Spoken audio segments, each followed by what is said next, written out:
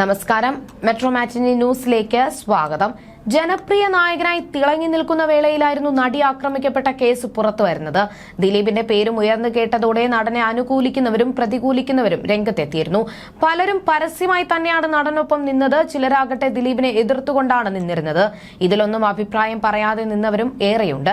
ഇപ്പോൾ കേസിലെ വിചാരണ നടപടികൾ അവസാന ഘട്ടത്തിലേക്ക് കടന്നിരിക്കുകയാണ്. നടിയെ ആക്രമിക്കാൻ കൊട്ടേഷൻ നൽകിയത് നടൻ ദിലീപ് തന്നെയെന്ന് ആവർത്തിച്ച് മുഖ്യപ്രതി പൾസർ സുനി. റിപ്പോർട്ടർ ടിവിയുടെ സ്റ്റിംഗ് ഓപ്പറേഷനിടെ സുനിയുടെ വെളിപ്പെടുത്തൽ. നടിയെ ആക്രമിക്കാനായി ദിലീപ് നൽകിയത് 1.5 കോടിയുടെ കൊട്ടേഷനാണെന്നാണ് സുനി പറയുന്നത്. ഇനി തനിക്ക് 80 ലക്ഷം രൂപയോളം കിട്ടാനുണ്ടെന്നും പൾസർ സുനി അവകാശപ്പെടുന്നു. എന്തുകൊണ്ടാണ് ദിലീപ് ഇത്തരമൊരു കൊട്ടേഷനിലേക്ക് നീങ്ങിയതെന്നും മാധ്യമപ്രവർത്തകനോട് പൾസർ സുനി പറയുന്നുണ്ട്. ഈ വേളയിൽ ഇക്കാര്യങ്ങളിലെല്ലാം പ്രതികരണവുമായി എത്തിയിരിക്കുകയാണ് പ്രമുഖ അഭിഭാഷക ടി.ബി. മിനി. ഒരു മാധ്യമപ്രവർത്തകനോട് സുനി എല്ലാം തുറന്നു പറയുമോ എന്നും സ്റ്റിംഗ് ഓപ്പറേഷൻ ആണെന്ന് സുനിക്ക് മനസ്സിലാകാതിരിക്കുമോ എന്നും ഒക്കെയുള്ള ചോദ്യങ്ങൾ നിലനിൽക്കുന്നുണ്ട്. ദിലീപിന് വേണ്ടി സുനി ബോധപൂർവം നടത്തിയതാണ് ഇതെല്ലാമെന്നാണ് ടി.ബി. മിനി പറയുന്നത്. സുനിയുടെ വെളിപ്പെടുത്തൽ അതിജീവിതയ്ക്കല്ല, മറിച്ച് ദിലീപിന്റെ തന്നെയാണ് ഗുണം ചെയ്യുകയെന്നും മിനി പറഞ്ഞു. വെളിപ്പെടുത്തൽ നടത്തിയത് 1-ാം പ്രതിയാണ്. ഈ കേസിൽ ആരൊക്കെ സ്വയം വെള്ളപൂശാൻ നടത്തിയാലും പൾസർ സുനിയാണ് ഈ കുറ്റകൃത്യം നടത്തിയത്. അയാളെ എത്ര ശുദ്ധീകരിക്കാൻ ശ്രമിച്ചാലും അയാളാണ് യഥാർത്ഥ കുറ്റവാളി. അതുകൊണ്ട് അയാൾ സ്വയം എത്ര ന്യായീകരിച്ചാലും അയാളെ ശുദ്ധീകരിക്കാൻ കഴിയില്ല. പ്രോസിക്യൂഷനെ പിന്തുണയ്ക്കുന്ന തരത്തിലുള്ള ഒരുപാട് കാര്യങ്ങൾ അയാൾ വെളിപ്പെടുത്തിയിട്ടുണ്ട്. എന്നാൽ റിപ്പോർട്ടർ ചാനലിലൂടെയുള്ള പൾസർ സുനിയുടെ വെളിപ്പെടുത്തൽ ദിലീപിന് വേണ്ടിയുള്ള ബോധപൂർവമായ വെളിപ്പെടുത്തലാണെന്നാണ് ഞാൻ വിശ്വസിക്കുന്നത്. കഴിഞ്ഞ ദിവസം ദിലീപ് ഈ കേസിൽ ഒരു ഹർജി നൽകിയിരുന്നു. കേസിൽ തുടരന്വേഷണം വേണമെന്നും CBI അന്വേഷിക്കണമെന്നുമാണ് ദിലീപ് ആവശ്യപ്പെട്ടത്. ദിലീപ് ഹർജിയിൽ പ്രധാനമായും ഉന്നയിച്ച വാദം ഒരു ഫോൺ കണ്ടെടുക്കാൻ ഉണ്ടെന്നാണ്. അത് 7-ാം തീയതിയിലേക്ക് കൂടുതൽ വാദത്തിനായി ഹൈക്കോടതി മാറ്റിവെച്ചിരിക്കുകയാണ്. അതിനിടയിലാണ് പൾസർ സുനിയുടെ വെളിപ്പെടുത്തൽ വരുന്നത്. ഇരയെ സംബന്ധിച്ച് ഈ വെളിപ്പെടുത്തൽ വിശ്വസനീയമേ അല്ല. കാരണം അന്വേഷണത്തിന്റെ എല്ലാ ഘട്ടത്തിലും ഈ ഫോണിനെ സംബന്ധിച്ച് കൃത്യമായ അന്വേഷണം നടത്തുകയും പൾസർ സുനിയുടെ വക്കീൽ ആ ഫോൺ സുനി നശിപ്പിച്ചുവെന്ന കോടതിയിൽ സത്യവാങ്മൂലം നൽകുകയും ചെയ്തതാണ്. ആ വക്കീൽ ഇപ്പോൾ പൂർണ്ണമായും പാരലൈസ്ഡ് ആയി കിടക്കുകയാണ്. നടി കേസിന്റെ വിചാരണ ഏപ്രിൽ 11 പൂർത്തിയാകുമെന്നാണ് കരുതുന്നത്. വിധിയും ഉടനെ വരും. ഈ കേസിൽ നിലനിൽക്കുന്ന തുടരന്വേഷണം ആവശ്യമേയില്ല. ഈ കേസിൽ തുടരന്വേഷണം ആഗ്രഹിക്കുന്ന ഏക വ്യക്തി ദിലീപ് മാത്രമാണ്. അതുകൊണ്ട് പൾസർ സുനി നിങ്ങളെ ചതിച്ചതാണോ എന്ന് പരിശോധിക്കണം. പൾസർ സുനിക്ക് സത്യം പറയണമെന്നുണ്ടായിരുന്നുവെങ്കിൽ പല അവസരങ്ങളിലും അയാൾക്ക് അത് പറയാമായിരുന്നു. ഈ അവസാന നിമിഷം ഇങ്ങനെ വന്ന് സംസാരിച്ചത് ഈ കേസിൽ തുടരന്വേഷണം നടത്താനുള്ള ശ്രമത്തിന്റെ ഭാഗമായാണ്. ഈ കേസിൽ എത്ര ശ്രമിച്ചാലും മായ്ച്ചു കളയാൻ സാധിക്കാത്ത തരത്തിൽ തെളിവുകൾ ഉണ്ടെന്നാണ് എന്റെ വിശ്വാസം. അതുകൊണ്ട് കേസിൽ വിധി പറയണം. ഇനി തുടരന്വേഷണത്തിലേക്ക് പോകുന്നത് അതിജീവിതയ്ക്ക് ഗുണം ചെയ്യില്ല. 8-ാം പ്രതിക്കാണ് ഇത് ഗുണം ചെയ്യുക എന്നാണ് അഡ്വക്കേറ്റ് മിനി പറയുന്നത്. കഴിഞ്ഞ ദിവസം കേസിൽ CBI അന്വേഷണം ആവശ്യപ്പെട്ട് നടനും 8-ാം പ്രതിയുമായ ദിലീപ് സമർപ്പിച്ച ഹർജിയിൽ നടനെതിരെ രൂക്ഷമായ ഭാഷയിലുള്ള പ്രതികരണമായിരുന്നു ഹൈക്കോടതിയുടെ ഭാഗത്തു നിന്നുമുണ്ടായിരുന്നത്.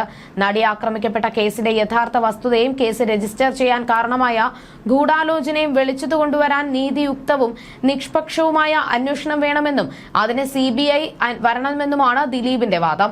കേസിൽ 2017 ഏപ്രിലിൽ തന്നെ കുറ്റപത്രം സമർപ്പിച്ചിട്ടും ലൈംഗികാതിക്രമം പകർത്താൻ ഉപയോഗിച്ച മൊബൈൽ ഫോൺ കണ്ടെടുത്തിട്ടില്ലെന്നും ഇത് കണ്ടെടുക്കുന്നതിനായി തുടരന്വേഷണം വേണമെന്നുമാണ് കോടതിയിൽ ദിലീപ് വാദിച്ചത്. എന്നാൽ കേസിൽ പ്രതിയായ ഒരാൾക്ക് CBI അന്വേഷണം എങ്ങനെയാണ് ആവശ്യപ്പെടാൻ സാധിക്കുക എന്നാണ് കോടതി ചോദിച്ചത്. നിങ്ങൾ ഈ റിട്ട് ഹർജി വിചാരണയ്ക്കുള്ള പ്രതിരോധമായി ഉപയോഗിക്കുന്നുവെന്നും കോടതി പറഞ്ഞു. കേസ് പല ആവർത്തി മാറ്റിവെച്ചത് കോടതി നിരീക്ഷിച്ചു. അന്തിമവാദം കേൾക്കലിനായി കേസ് ഏപ്രിൽ 7 മാറ്റിവെച്ചു. നടി ആക്രമിക്കപ്പെട്ട കേസിലെ 8-ാം പ്രതിയാണ് ദിലീപ്. 2017 ജൂലൈ 10 നടൻ ദിലീപ് അറസ്റ്റിലാകുന്നത്. ഗൂഢാലോചന കുറ്റം ചുമത്തിയായിരുന്നു ദിലീപിനെ പോലീസ് അറസ്റ്റ് ചെയ്തത്. കേസിൽ ദിലീപിനെതിരെ 19 തെളിവുകളുണ്ടെന്നായിരുന്നു അന്ന് പോലീസ് പറഞ്ഞത്. അറസ്റ്റിന് പിന്നാലെ ജാമ്യം ലഭിക്കുമെന്ന് ദിലീപ് പ്രതീക്ഷിച്ചെങ്കിലും 85 ദിവസങ്ങളോളം ജയിലിൽ കിടക്കേണ്ടി വന്നു. ഒടുവിൽ ഒക്ടോബർ 3 ദിലീപിന് ജാമ്യം ലഭിച്ചത്. അന്നു മുതൽ കേസുമായി ബന്ധപ്പെട്ട മജിസ്ട്രേറ്റ് കോടതിയിലും ഹൈക്കോടതിയിലും സുപ്രീം കോടതിയിലുമായി 50-ന് മുകളിൽ ഹർജികളാണ് നൽകിയത്. ലക്ഷങ്ങൾ ഫീസായി നൽകി ഇന്ത്യയിലെ തന്നെ പ്രബലരായ വക്കീലന്മാരെ നിയോഗിച്ചായിരുന്നു ദിലീപ് ഈ ഹർജികളെല്ലാം സമർപ്പിച്ചത്.